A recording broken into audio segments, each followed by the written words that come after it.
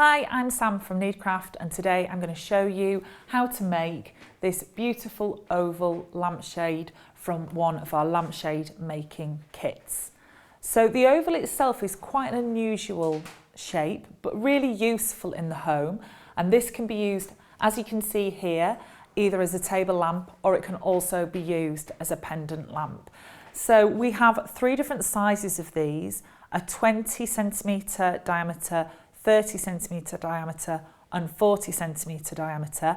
I'm going to be showing you how to make up the 30 centimetre today, but these would work really well over a dining table or the smaller one in a corner of a home where you just really want some extra light and something quite different.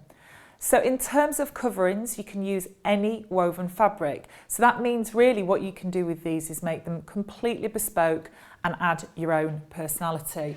And I've got a pile here of lovely fabrics just to give you some ideas of the kind of things that you can use. So any woven will work with this, so you can choose a pattern or colour or design that's really going to suit your home. So let's have a little look and see what's in our box.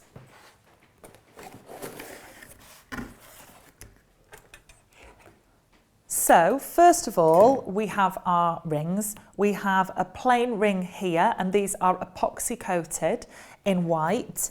And then we also have our utility ring.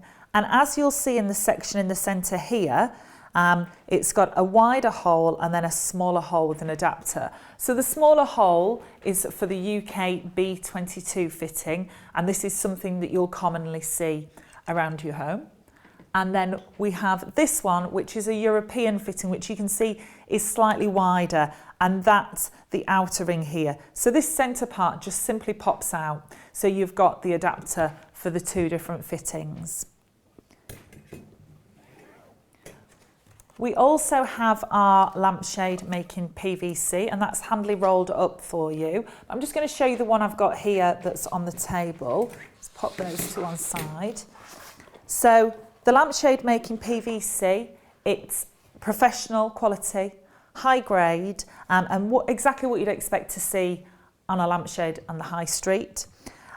It's anti-static and anti-yellowing. It's passed Lighting Association labs testing, but most importantly, it's fire resistant. So that means you're guaranteed that this is safe to use as part of the product. So just before I start talking about the back, you can see here that there's a groove, and that's called a kiss cut, and that kiss cut is already made for you, and we're actually going to take this section of the PVC away at a later stage. So that's done. On the back you'll see you've got grid lines, and those grid lines are basically there for cutting. This is all cut for you, so you don't need to really worry about that section. All measured out, you don't even need a tape measure for this. And what this is sticky back, so we're actually going to be peeling this paper off shortly. So what else is in the box? We've got some double-sided tape, and this is a high-tack tape. It's super flexible. It's also transparent, which is important when we get to the later stages, and it has a red covering on it, so like a red backing. So the tape itself is actually clear, but high-tack, and that's going to help us hold our shade together. We've also got our finishing tool, and this has a point at the top, two long sides and a serrated edge. So we're going to use that to get this beautiful professional finish around the top and bottom of our shades at the end. So we also have our instruction sheet, and this is a photo tutorial instruction sheet. Gives you all the hints and tips you'll need to make up your shade. So let's move on to making up our shade now. So just a quick word on fabrics before we get started. You'll see here that I've got a lovely lightweight craft cotton. You can use a medium weight upholstery cotton as well, anything in between. I wouldn't use a stretch fabric purely because the stretch doesn't work well with the sticky back, which is on the back of your panel, and it will just stretch out of shape and it won't look as professional as you want it to. So woven fabrics are best for this product. So we're just going to line our PVC panel up. We want our fabric with the right side down, so we're working on the wrong side, and we want the peel back paper of the PVC panel to also be facing down. So we're just going to line this up, and I'm just going to have a quick look at my pattern on here and find a point where I'm happy that that's all nicely lined up. That's great, that's just where I want it to be. And we're simply going to peel back around about 5 to 10 centimetres of the backing paper. And we're going to position that down onto our fabric and push that down. And that's kind of our anchor point now. Just using my fist there just to smooth it down. And then by lifting up the rest of the PVC panel, and we just simply pull away and push down into place. And the same again, just pull away, and each time 5 to 10 centimetres. If you feel a bit more confident, you can pull a little bit further away and just push down.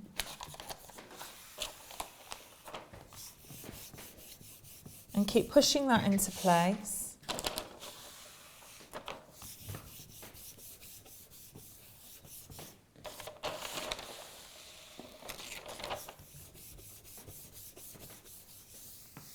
And there we go. And just before we go any further, I'm just going to flip that over, and I just like to check from the front side that there's no fabric catches caught underneath any frays or anything that might have been on the table. There we go. And just to let you know, the tools that you're going to need to make your lampshade up are really quite simple. So we've just got a pair of fabric scissors, or alternatively you could use a craft knife. If you do use a craft knife, don't forget to put a cutting mat or something similar on your tabletop. And we've also got a seam roller, and the seam roller can be used for sealing the seams at the end. You might have this maybe for card making or even for wallpapering at home. It's optional, but it is a really useful tool. And then we've just got a pencil as well. So just going to move on to cutting this out now.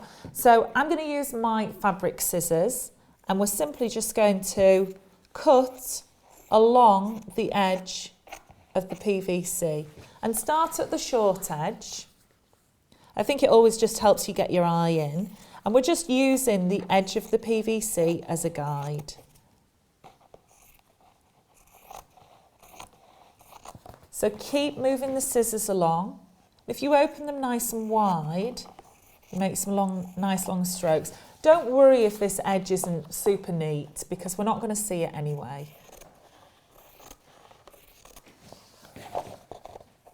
And then just to do this short edge,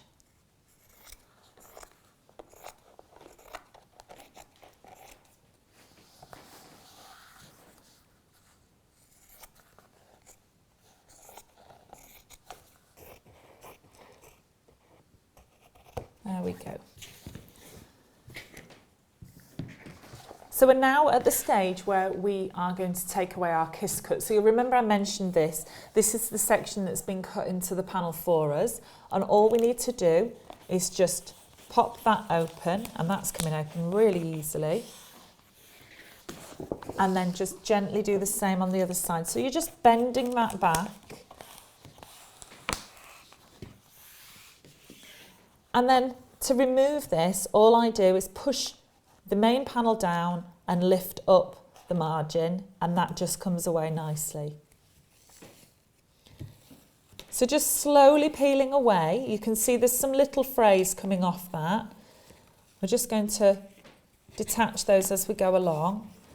And the frays don't matter too much, but you don't want too many. So just pull that away. And then flip the panel over and do exactly the same. Pushing down and lifting up.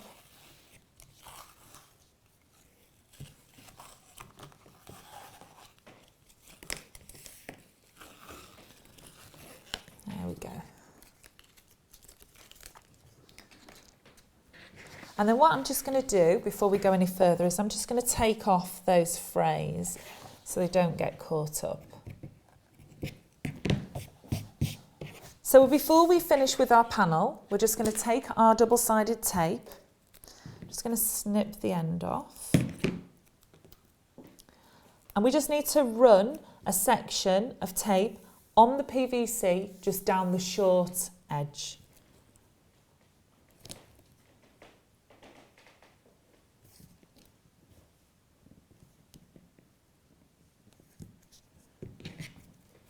And just snip that when we reach the fabric. So this shouldn't be touching the fabric at all, just staying on the PVC. So we're done with our panel now. So I'm just going to pop that to one side, and now we're going to get to work on our rings.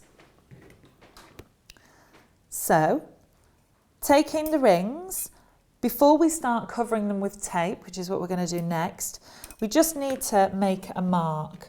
So where the epoxy has joined, there may be a mark already, but just to make that a little bit bigger, what we want to do is line up our rings so that they're matching.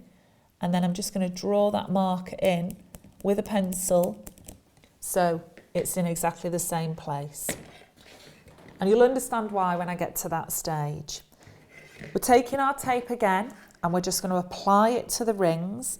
And what we're aiming to do here, and I'm just going to start just beyond my mark, and I'll get started so I can show you, is we're looking to have the ring running through the centre of the tape, so sort of equidistant from each edge of the tape. So just, I'm going to move round about 5 centimetres at a time. And if it's not right, just peel it back and do it again. And when you get to the point where the two tapes are meeting, you just need to simply cut away. I leave a little gap, so you see a little patch of white shining through. And what that means is that when you're looking for the end of your tape, you can find it nice and quickly. And also, if the tapes overlap, it can sometimes be quite difficult to take that backing off. So this part's quite important. We're just going to take our fingers and our thumbs and we're just simply going to push the tape around the ring. This is why the tape is really flexible. And what we're doing with this is we're coating the ring with as much tape as possible to make it super sticky, because this is going to hold the whole of the lampshade together till we're back where we started. And then we're just going to repeat that process for the utility ring. So just after the marker there, I'm just going to position my tape on. And again, looking for the frame to sit centrally in the tape, in between those two edges. And once you've done one, you've got the knack for the second one. So just roll that round.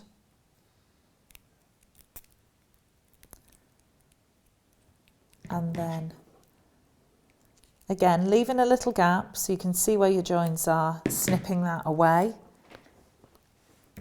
And then rolling the tape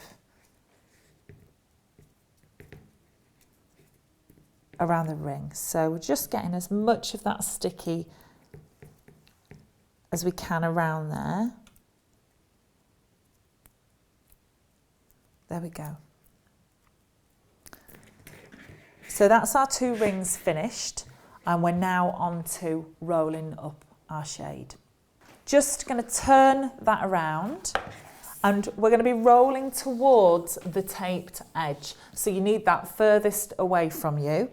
And at this point, this is where, if we have a directional fabric, we need to think about what we want from it, whether we want it to be a table lamp like this one, or whether we want it to be a pendant light that's hanging down from the ceiling. So this is what's called a non-directional fabric. But if, say, this had flowers growing up it and you wanted to have a table lamp, you would need to position your utility ring at the bottom with your shade PVC and fabric on top, and then your plain ring on top of that. If you wanted it the other way round, you would simply swap those over by positioning your plain ring at the bottom, your PVC and your fabric on top, and then your utility ring with the utility section facing inwards, and that would then hang down from a ceiling. So it's just important to consider your fabric, what you're using, and how that will be in the final shade. So we're going to be working towards this taped end here, as I said, and then I'm going to just position my rings on either side. I do this just to remind me what it is I'm making. With this fabric, it doesn't really matter because it can go either way round, but it's just a good habit to get into. Just going to remove the red backing from this one. And that means then I can just pop it on its utility section and it won't stick to the table. And then just finding my join here. And when you do this, just be careful that you're only lifting the backing and not lifting the tape up as well. There we go. So that's the backing off there. And now this is where those marks are going to come into play. So with one of these, I'm just going to literally position my mark right on to the short edge. And I'm positioning the ring a couple of millimetres in on the PVC. So this shouldn't be touching the fabric at this stage. It's just literally sitting on the PVC. And then I'm going to pick up my other one. I'm going to make sure the way I pick it up with the mark down, because my other hand is already taken up on this side, and do exactly the same. And you can now kind of lean them together and position. So the mark is right. I just want to get it near the edge. And what that means is that we're rolling these two shapes exactly the same.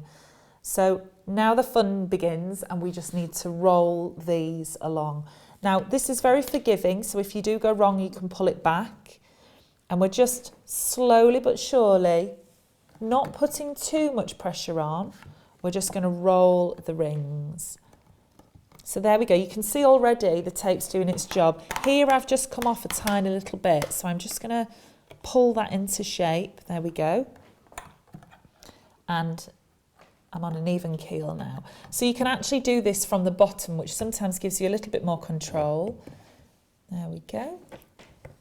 And we're just rolling and rolling. And just keeping it all nice and even. That's looking really good. And I find it easy, you'll notice I'm doing this, bringing it towards my body, just because I can then get my hands into a position where it's working for me. So just before you do the last section, you just need to flip that towards yourself and just gently lift this up and remove your backing tape. And what I like to do at this stage is I just like to make sure that my seams are flush along the side. So basically, where I'm joining the PVC, it all joins together really nicely. And we're just gently going to close that with the tips of our fingers. Don't push down on this section because you can really dint the PVC. So it's no real pressure on here. And then if we just turn that over, we can take our seam roller and push along there, along that seam to make sure that's joined. If you don't have one of those, you can just put pressure on with your fingers, making sure that that's joined together really nicely. So it's starting to look much more like a lampshade now, which is great. Just remove those frays. There we go. And what we're going to do now is where our seam and our PVC and fabric has overlapped, we have an overlap of fabric here at the top and the bottom. So I just want to cut away this little square. So just going down vertically and then horizontally, just cutting that square away. So that means we're back to single fabric again and just repeating that from the top. So exactly the same, just fold that down, just cut in and remove that. There we go. So the next stage is to start to create this beautiful top line that we have here. This is the really professional finish, I think, on the shade that makes it look very much like it is from the high street and that you haven't made it yourself. So all we're going to do is just simply push with our fingers down and make sure that the fabric underneath is just tacking onto the sticky tape underneath.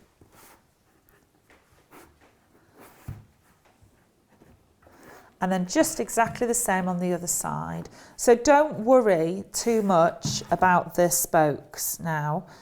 Just simply push this down to get it into the right position, ready for the next stage.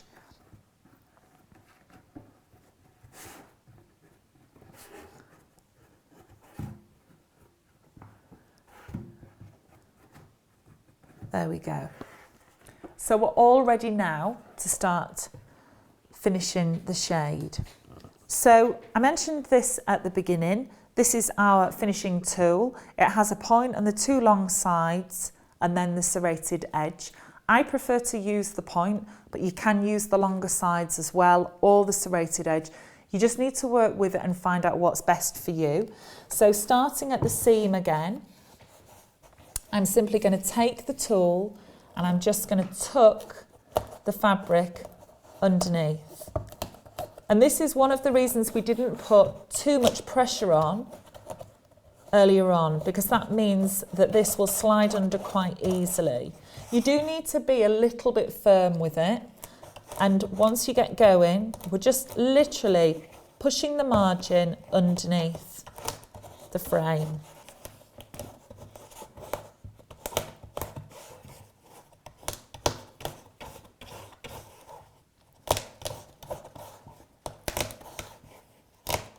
And if you have any loose frays, you can simply use the longer side to swish those in. There we go. And we're all the way back round to the beginning already. And I'm just going to make sure that there's no little frays just by quickly running that in. There we go. And we're already round to the other side. So before we start on this side, all I'm going to do, just on my spokes, and there's 4 of those, we're just going to simply lift up the fabric, put the scissors in line with the spoke and snip in, and that just creates a split. We're only cutting up to the bar where the frame is. We're not taking it all the way to the edge of the lampshade where the PVC is, and we're simply just going to push that down either side. So just repeat that on all 4.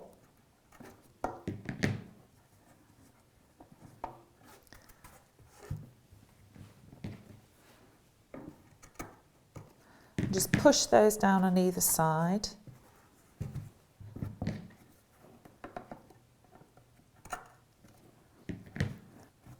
There we go. And we're going to do exactly the same with this. So again, I'm going to start at my seam, just taking my tool again and pushing underneath. And I'm just going to come from the spoke there. And just, I use the point to just get behind the back of the spoke to put that underneath. And you can hear that cracking sound, and that's just the tape coming away from the PVC to then allow that to slide underneath. And just back behind the spokes again, just tucking the fabric behind there. And exactly the same again, so keep moving it round. And I think this gives it the finishing touch, because this is the kind of thing that really doesn't make it look handmade. Just finish this last section.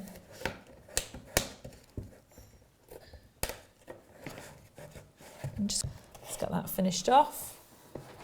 And we're all done, which is brilliant. So as you can see there, a really gorgeous oval lampshade that look fantastic on a table, a table base, or alternatively as a pendant light. Gorgeous finished product in your choice of fabric. So I hope you've enjoyed watching our demonstration. I hope we've inspired you to make lampshades either for yourself or for your friends, or maybe even to go on and start your own small business. So thank you for watching.